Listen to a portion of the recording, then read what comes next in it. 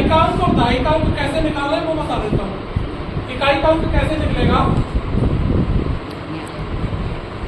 संख्या का इकाई का अंक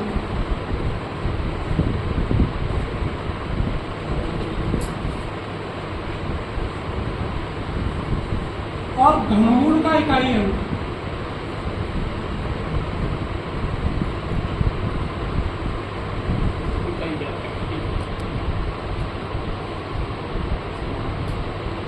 संख्या का इकाई का अंक 1 है तो घनमूल का 1, 2 है तो 3 है तो 4 है तो 5 का 6 का 6 का 6 7 का 8 का 9 का और 0 का 4 का 4 है। 4 का 4 यानी जो वर्गमूल में चीज हम देखते हैं ना 2, 3, 7, 8, अगर किसी भी संख्या के इकाई का अंक 2, 3, 7, 8 है तो वो संख्या कभी भी पूर्ण वर्ग नहीं हो सकती। तो उनको छोड़ दें तो बाकी के सब में एडिटिव वही अंक रहते हैं। 2, 3, 7, 8 आपस में 10 के परम मित्र होते हैं। 2 का चाहे घन का निकालें चाहे घनमूल का निकालें, उसके इकाई का अंक 8 होगा और 8 का 2। ऐसे ही 3 का 7 और 7 का बाकी सब अंकों के एडिटिव घनमूल निकालें या घन निकालें, इकाई का अंक वही रहेगा जो दी हुई संख्या का है। एक संख्या बोल दीजिए आप, कोई भी 6 अंक होगी। 262 144 262 144। देखिए 3 अंकों तक की पूर्ण घन संख्या के घनमूल का अंक 1 आएगा। 3 अंकों तक की पूर्ण घन संख्या के घनमूल का अंक कितने होंगे? 1। और 3 से अधिक हो गए, 4 अंक हो चाहे 5 हो या 6 हो, उसके घनमूल में कितने अंक होंगे? 2। और 6 से अधिक हो जाएंगे तो 9 तक 3। यानी पीछे से आप जोड़े बनाइए, 3-3 के ग्रुप बना लीजिए। एक ग्रुप पूरा बन गया, अब फिर एक दूसरा ग्रुप बनेगा। तो जितने ग्रुप बनेंगे उतने उसके घनमूल में अंक, ये सीधी सी कहानी है। ठीक है, अच्छा जी अभी लिखिए घनमूल, लिखेंगे तो फिर समझ में नहीं आएगी। अब इकाई का अंक कैसे प्राप्त करना? इस संख्या की इकाई का अंक क्या है? तो पहले वाले जोड़े से इकाई का अंक निकल के आ जाएगा। इसके घनमूल का इकाई का अंक क्या हो गया? 4 हो गया। दूसरे वाले जोड़े को देखिए किन किन संख्याओं के 2 क्यूब के बीच में आ रहा है, किन किन के क्यूब के बिटवीन में आ रहा है। तो 4 का क्यूब होता है 64, 5 का क्यूब 125, 6 का क्यूब 216, 7 का क्यूब 343। तो किन किन के क्यूब के बिटवीन में लाई जा रहा है?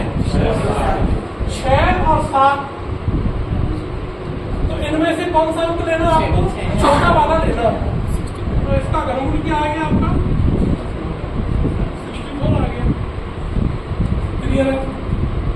इकाई का अंक यहाँ से निकलेगा और दहाई का अंक ये देखना कि ये जो जोड़ा है दूसरे नंबर वाला, ये किन किन के क्यूब के बिटवीन में आ रहा है। तो जिनके बिटवीन में आ रहा है उसमें से छोटा वाले अंक को पकड़ना। एक कोई दूसरा प्रश्न बोल दीजिए। 175 616 275 175 175 616। इसका बताओ जरा बिना लिखे हुए। आप बताओ कितना जाएगा? इधर 6 आ गया, इधर 5 आ गया। ठीक है ना, ये तो घनमूल आ गया इसका। भाई ये वाला जोड़ा 5 की और 6 के बिटवीन में लाई कर रहा है, इकाई का 5 हो गया और 6 है इकाई का। क्लियर है? 2 अंकों का समझ में आ गया। 2 अंकों का समझ में आ गया तो 3 अंकों का बहुत आसानी से समझ में आ जाएगा। ठीक है, क्योंकि वो लिखित चक्र में है। ये कौन लिखे? पेपर लिखे बताइए। 474 552 474 552। आप बताइए अजय जी कितना आएगा?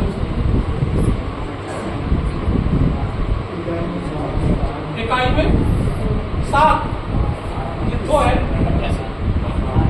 8 आएगा। और दहाई में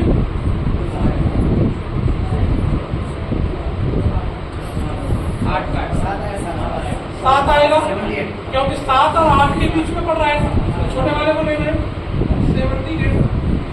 ठीक है, सबकी समझ में आ गया। 6 अंकों वाला पूर्ण अंक वो इसलिए जी यहाँ के इकाई का अंक 2 है तो आपका ध्यान जाना चाहिए। हाँ, वो इसलिए दो का दिया है। मतलब आ जाएगा। भाई 2 है तो क्या आएगा, 8 आएगा। यानी 4 संख्याएं, 4 अंकों को पकड़ लीजिए, 2, 3, 7 और 8। ये आपस में परम मित्र आएंगे, इनके अंक जो है बाकी के सब में एज इट इज आएंगे।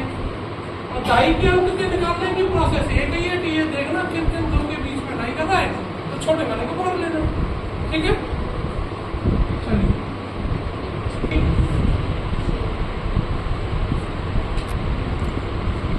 पूर्ण धन संख्या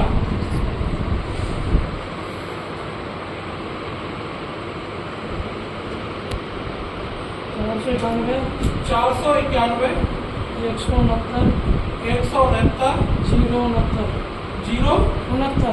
069, ये है ना। हाँ। इसको इस प्रकार से बनाएंगे क्योंकि लिखित चक्र में आता है। किसमें आता है, लिखित में। अभी लिखिएगा नहीं पता चल, पहले समझ लो इसको। अच्छा पढ़े लगे।